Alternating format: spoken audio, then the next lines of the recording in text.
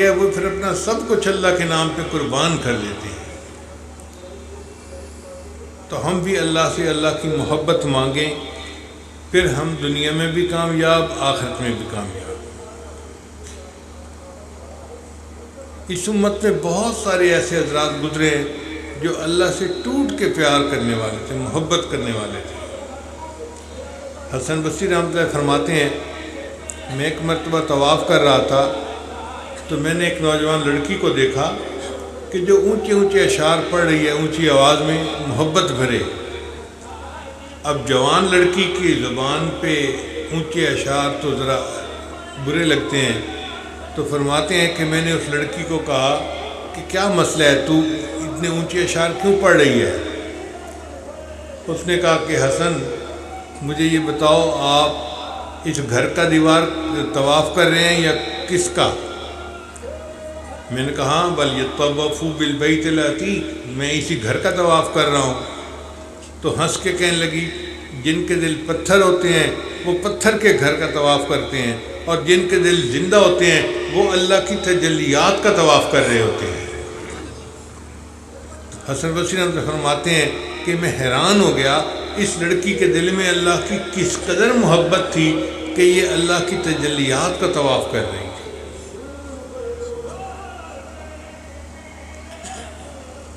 ایک بزرگ فرماتے ہیں کہ میں بازار سے ایک باندی لے کے آیا، وہ کمزور سی تھی، جیسے بڑی بیمار ہوتی ہے۔ تو میں نے دل میں سوچا کہ یہ بیمار کمزور ہے، یہ مجھے بہت سستی مل جائے گی، تو میں نے سودا کر لیا، اسے لے آیا۔ اب وہ گھر آئی تو اس نے سارا دن میری خدمت کی۔ جب رات کا وقت آیا تو میں نے دیکھا کہ وہ مصلی کے اوپر بیٹھ گئی اور پوری رات اللہ کی عبادت میں گزار دی۔ ایک دو دن تو میں اسے دیکھتا رہا۔ ایک دن میں سویا ہوا تھا، میری آنکھ کھلی تو وہ تہجد میں دعا مانگ رہی تھی، اور دعا کیا مانگ رہی تھی؟ اللہ، آپ کو مجھ سے محبت کا واسطہ، آپ میری یہ بات پوری کر دیں۔ تو میں نے اسے آواز دی، اے لڑکی، یوں نہ کہو کہ اللہ آپ کو مجھ سے محبت کرنے کا واسطہ، یوں کہو اللہ مجھے آپ سے جو محبت ہے اس کا واسطہ۔ کہنے لگے، میری بات سن کے وہ ناراض ہونے لگ گئی، کہنے لگی نہیں، میں تو کہوں گی اللہ آپ کو مجھ سے محبت کا واسطہ۔ میں نے پوچھا وہ کیسے؟ کہنے لگے، اللہ کو آپ مجھ سے محبت نہ ہوتی تو مجھے ساری رات مصلی پہ نہ بٹھاتا اور آپ کو بستر پہ گہری نیند نہ سلاتا۔ مجھ سے محبت ہے تو مجھے جگا رہے نا۔ اور یہ بات ذہن میں رکھیے کہ پہلے اللہ محبت کرتے ہیں، پھر بندہ محبت کرتا ہے۔ قرآن مجید میں اللہ فرماتے ہیں، یحبہم ویحبونہ، اللہ ان سے محبت کرتا ہے، وہ اللہ سے محبت کرتے ہیں۔ اللہ نے اپنی محبت کا تذکرہ پہلے فرمایا قرآن مجید میں۔ تو جو بندہ بھی اللہ سے محبت کرتا ہے وہ اس لیے کہ اللہ اس سے محبت کر رہے ہوتے ہیں۔ یہ کتنی خوش قسمتی ہے کہ اللہ تعالی ہم سے محبت فرمائے اور ہم اللہ سے محبت کرنے والے بن جائیں۔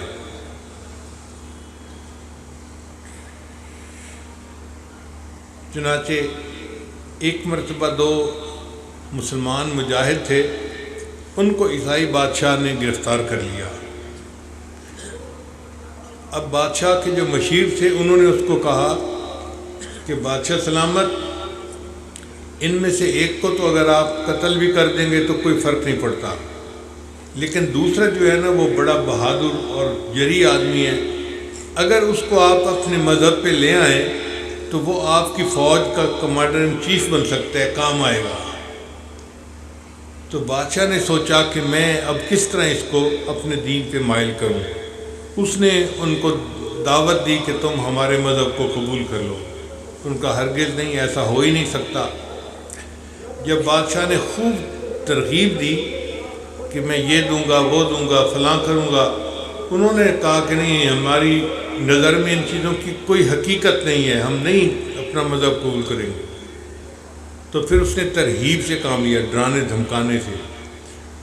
طریقہ اس نے یہ بنایا کہ ان دونوں کو کھڑا کر دیا اور تیر اندازوں کو بلا کر کہا کہ تم تیر چلاؤ مگر ان کو تیر نہ لگے، لیکن تیر ان کے قریب قریب سے گزرے، اور پھر حکم دیا ان کو کہ تم ہمارے مذہب کو قبول کرو۔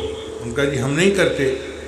اس نے کہا اچھا نہیں کرتے تو میں تیر اندازوں کو کہتا ہوں کہ تمہارے جسم کو تیروں سے چھلنی کر دے۔ پھر اس نے تیر اندازوں کو حکم دیا کہ تیروں کی بارش برسا دو۔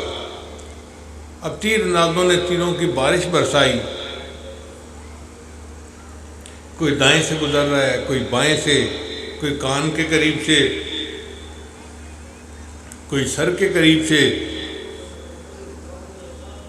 اس کو مقصد تھا کہ یہ گھبرا جائیں گے، مگر وہ نہیں گھبرائے۔ تو بادشاہ نے سوچا کہ بھئی یہ گھبرائے نہیں، اب کچھ اور کرنا پڑے گا۔ چنانچہ اس نے ایک بڑا کڑا لے کے اس نے تیل گرم کیا، ابلتا ہوا تیل، اور کہا کہ دیکھو اگر تم میری بات نہیں مانو گے تو میں تمہیں ابلتے ہوئے تیل میں ڈال دوں گا۔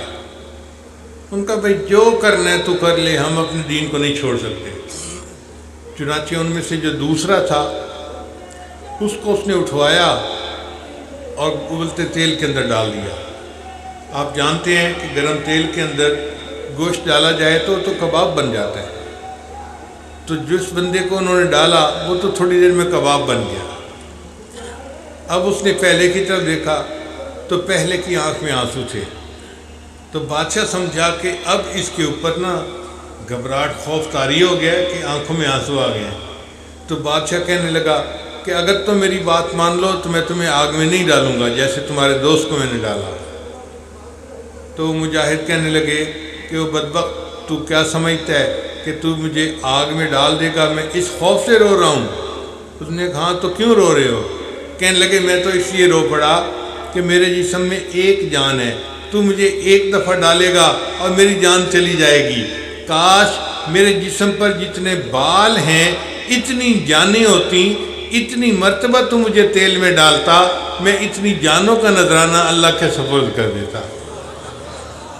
جن کو اللہ سے محبت ہوتی ہے پھر وہ اپنا سب کچھ اللہ کے نام پہ اس طرح قربان کرتے ہیں۔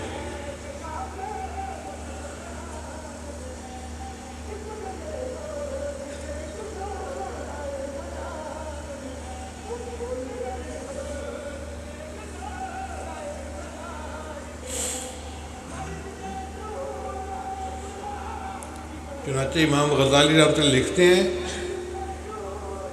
کہ محبت کے ساتھ جو انسان نماز پڑھتا ہے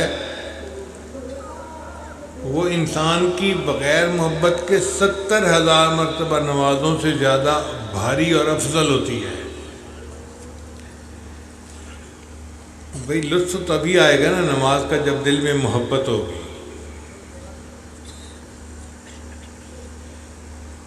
یہ نماز جو ہے نا یہ اللہ تعالیٰ سے محبت کے اظہار کا ایک طریقہ ہے۔ پہلے زمانے میں بات سمجھنی مشکل تھی، آج آسان ہے۔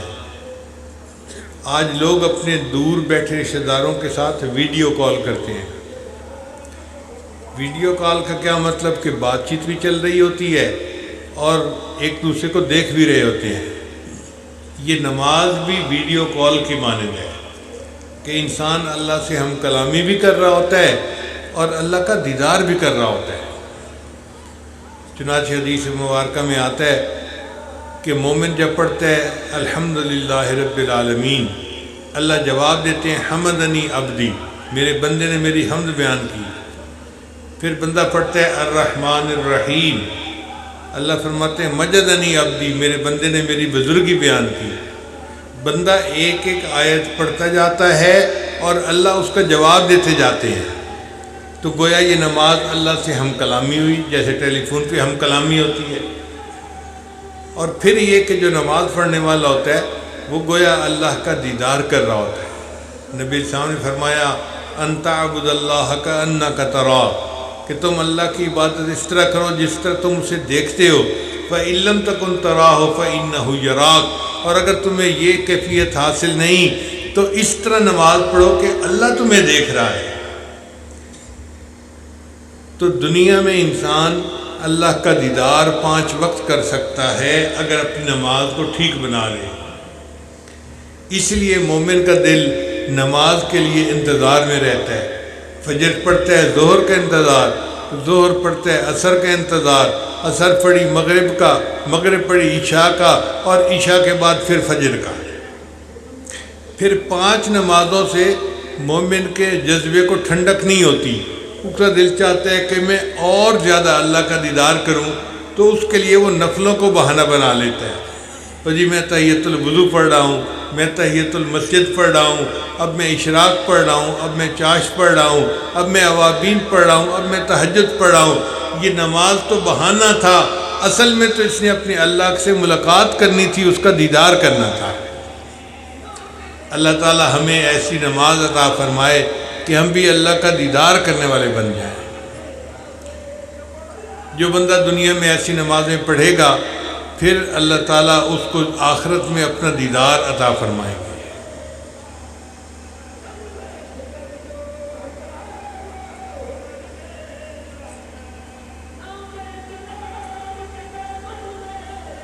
چنانچہ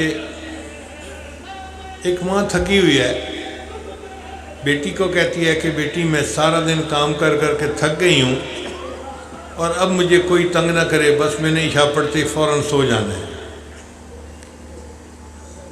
لیکن جیسے ہی عشاء پڑھتی ہے، اس کا سعودی عرب گیا ہوا بیٹا اچانک گھر آ جاتا ہے۔ اب بیٹے کو دیکھتے ہی ماں فریش ہو جاتی ہے، اس کو کھانا کھلا رہی ہے، اس کے ساتھ بیٹھی باتیں کر رہی ہے۔ اب اسے سونا یاد نہیں ہے، تو بیٹی کہتی ہے امی آپ تو کہتی تھی مجھے کوئی ڈسٹرب نہ کرے، میں نے سونا ہے، تو آپ کی نیند کہاں گئی؟ کہتی ہے بیٹا تیرے بھائی کی آواز نے میری نیند ہی سب اڑا دی، اب میں بالکل فریش بات کر رہی ہوں۔ جس طرح بیٹے کی محبت میں ماں فریش ہو جاتی ہے، اسی طرح اللہ والے سارے دن دین کے کاموں میں لگے ہوئے تھکے ہوئے ہوتے ہیں، مگر تہجد کے وقت اللہ کی یاد ان کی اس تھکاوٹ کو ختم کر دیتی ہے، اور وہ مصلی پہ فریش ہو کے بیٹھ جاتے ہیں۔ مجھ کو نہ اپنا ہوش نہ دنیا کا ہوش ہے، بیٹھا ہوں مست ہو کے تمہارے جمال میں۔ مجھ کو نہ اپنا ہوش نہ دنیا کا ہوش ہے، بیٹھا ہوں مست ہو کے تمہارے جمال میں۔ تاروں سے پوچھ لو میری روداد زندگی، راتوں کو جاگتا ہوں تمہارے خیال میں۔ اللہ کی یاد میں راتوں کو بندہ جاگتا ہے، اور اپنے اللہ سے اپنی محبت کی باتیں کر رہا ہوتا ہے۔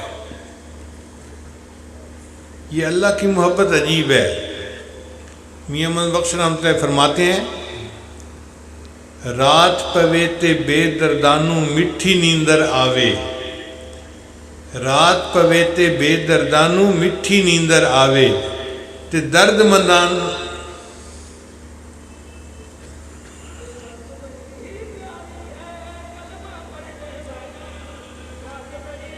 درد مندانو یاد سجن دی ستیاں آن جگاوے۔ جو درد مند ہوتے ہیں وہ سوئے ہوئے ہوتے ہیں، لیکن یار کی یاد ان کو جگا دیتی ہے، اور وہ تہجد میں کھڑے ہو جاتے ہیں۔ تو ہمارے دل میں بھی اللہ کی محبت بھر جائے تو ہمارا دل اللہ کے ہاں قیمتی ہوگا، اور اللہ کے ہاں قبول ہو جائے گا۔ اس کی دعا مانگنی چاہیے۔ آج تو ہم نے اپنے دل کو نا ٹریش کین بنایا ہوا ہے۔ نوجوان گلی میں نکلتا ہے، دائیں دیکھتا ہے تو اس کی محبت بھی دل میں، بائیں دیکھتا ہے تو اس کی محبت بھی دل میں۔ یہ نیلے کپڑے والی ہے، یہ پیلے کپڑے والی ہے، اس کی بھی محبت اس کی بھی محبت۔ یہ انسان کا دل ہے یا یہ ردی کا ٹوکرا ہے؟ تو اپنے دل کو ما سوا کی محبت سے پاک کریں، اور اللہ کی محبت سے بھرنے کی کوشش کریں۔ اللہ کی محبت سے یہ بھر گیا، پھر تلاوت کا مزہ آئے گا، پھر نماز کا مزہ آئے گا۔ آج میسیج اگر کوئی محبوب بھیجتے ہیں نا، تو پھر اس کو ایک دفعہ نہیں پڑھتے، اس کو بار بار پڑھتے ہیں، اس لیے کہ بار بار پڑھنے میں مزہ آ رہا ہوتا ہے۔ جس کو اللہ سے محبت ہوتی ہے وہ قرآن مجید کو اسی طرح بار بار پڑھتا ہے، اور اس کو پڑھنے سے مزہ آتا ہے۔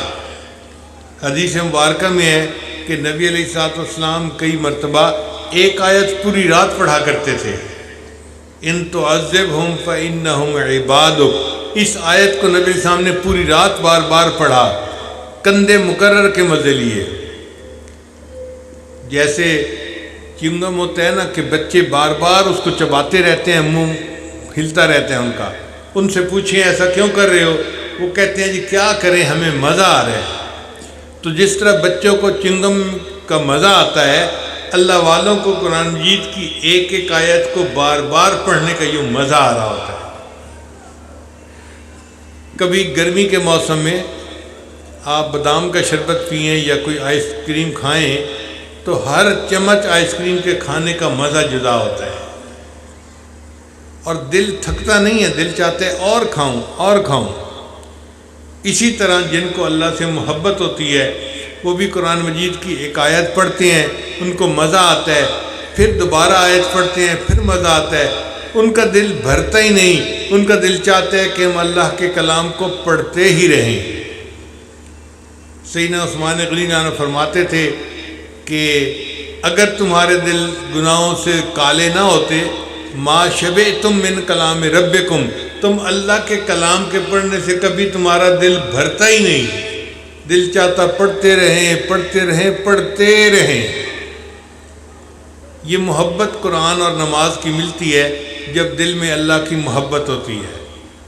اللہ تعالی ہمیں اپنی زندگی میں تلاوت کا بھی مزہ عطا فرمائے، نماز کا بھی مزہ عطا فرمائے. یہ بات ذہن میں رکھیے.